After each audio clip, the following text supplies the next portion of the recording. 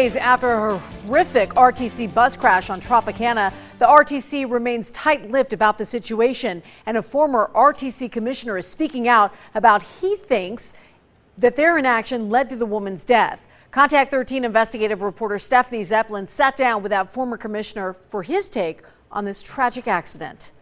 These lines show where police say the driver came up onto the sidewalk, hitting the bus shelter and the woman inside. But today, no bus shelter to be seen. A terrifying weekend crash. Early Saturday, a bus full of people drove up onto the sidewalk, hitting the bus shelter.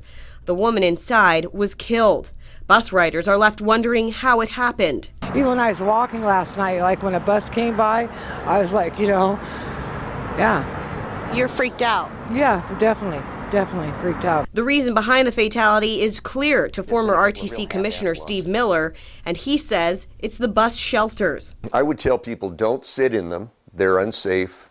They're death traps. Miller was on the RTC Commission when they put up the shelters. And I thought it was a great idea. I had no idea what was going to happen over the next 30 years. He counts nearly 40 deaths since 1990 that he says would have been prevented by fixing these shelters. Several years ago, multiple people were injured and several more died when a drunk driver crashed into a shelter on Spring Mountain. Miller says they need to put them further from the road, elevate the curbs, and take the backs off the shelters so people aren't trapped.